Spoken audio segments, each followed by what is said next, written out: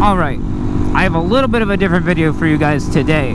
It's not about motorcycles, even though I'm currently on one. It's not about motorcycles. Anyway, there's a specific car that I've been looking out for a while. Why?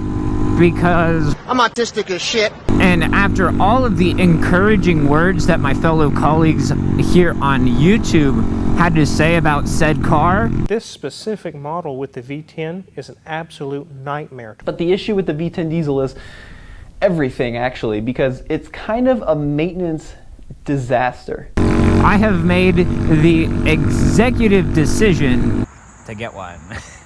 So this is my 2007 Volkswagen Touareg V10 TDI. For one, you might be like, well, geez, why would you do that? I've been looking for one for a long time. The story behind this one specifically is I tried to buy it on Cars and Bids, you know, Daddy Doug's website, and I lost. However, the person who won that auction reached out to me just a couple months ago and said, hey, I have 12 other cars and I don't want it anymore. Do you still want it? And I was like, yes. So I drove up to Tennessee, just around the Nashville area, and drove it back here to around the Atlanta, Georgia area, and it made it back just fine. So the thing is, these aren't really known for being all too, what's the word I'm looking for? Reliable. Making it back or not was kind of questionable, especially with high mileage ones, which you don't see all too often. They're usually somewhere around 120 or 150,000 miles. Some of the higher ones just around 180,000 miles. Well, this one, we're at 230,000 miles. So a question you might have is, with it having that high of mileage, is there any issues that it has? Well, and the answer to that is that this is the best maintained high mileage Touareg I've ever seen. So with that being said, yes, it does have some issues. So with that said, let's get into some of the issues that this thing has. Whenever it's been sitting for over 12 hours, the air suspension freaks out and it throws a fault code on the dash that is only there for a couple seconds until it realizes that everything is fine. And then, if it's been raining, like it has, the driver's side headlight has condensation in it right after it rains, but then after a few days of no rain, it goes away. Another one being the passenger front door. Another one being that sometimes the passenger front door, you gotta pull it. Sometimes it's about 3 times to get it to open. And while we're in here, we got some cracking up here on the dash. That is where the airbag comes out of the dash in the case of an accident. But just around the seams of it is where it's cracking. And with 2007, you actually got push button start, but previous owner advised me not to use it because it kills the battery for whatever reason. So I'm having to use this. But apart from that, the interior is actually in really good shape. And just to show you, there's 232,000 miles on this thing. And it's been 435 miles since that pesky little warm amber glow came from just around that area. And well, the reason why it decided to show up is, well, to see that first time, yes, I've had this car since July 1st, and the first time it showed up, it was a thermostat, but that's fairly common on these. The second time, cylinder number 7 decided to misfire, but it has gone away, and it hasn't come back. So, problem solved? Question mark? And right here is all the maintenance that's had to be done to keep this thing running. So I was like, dang, the amount of money that the previous owner had to do to keep this thing on the road is kind of insane.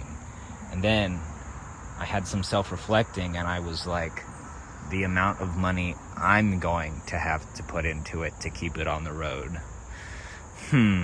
All right, so now we're gonna go on to the modifications all the previous owners have done to it. I haven't done anything to it yet, but these wheels, something the previous owner put onto there, they are Sport Edition something. You're kind of limited with this bolt pattern because it's a Porsche bolt pattern, and it's got BFG all-terrain tires on it for reasons. And sure, that's cool and all, but is there anything done under the hood? And well, the answer is yes. K&N intakes over here, yeah, those are just intakes. The EGR back there, something that's usually under this cover, that's all been removed, so you can hear the whistly boys, as well as the DPF was gutted, and the software for it was deleted. So, with that being said, does it roll coal? Yes, it does. Just a little bit. And this might seem a little weird, but I've never seen a Touareg with the stock wheels that it had. Here's a picture. It had those 19-inch wheels. I've seen all the other 19-inch wheels, but the ones that this one had stock, I've never seen before. But I could just be an uncultured swine. All right, we're gonna move into the back seat. I have also not seen one before that had these screens in the back. Sure, yes, they are massively outdated with this being a 2007, but this also has the quad zone climate control, just something I wanted, even though I don't have passengers because I don't have friends. And a question I know you are definitely not asking, how does it sound? Well, I'm gonna answer it anyway.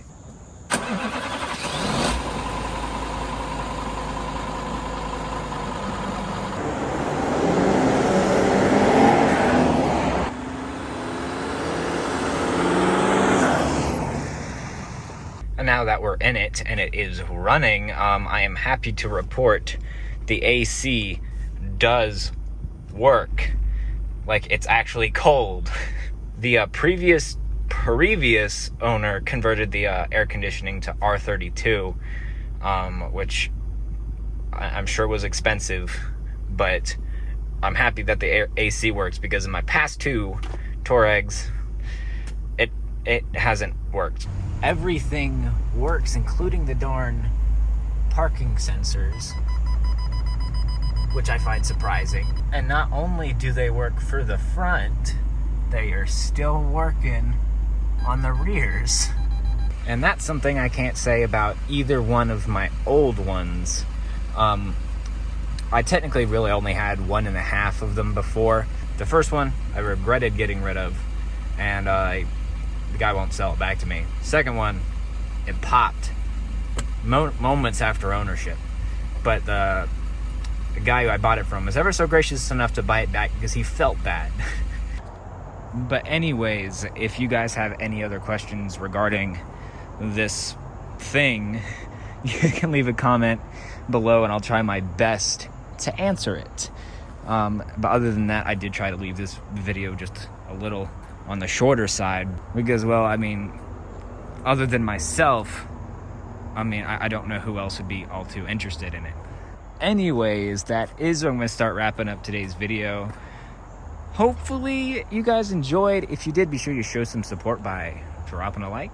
If you're new around here, consider hitting that subscribe button. And most importantly, be sure you hit that booty. I'll see you guys in the next video. Peace out.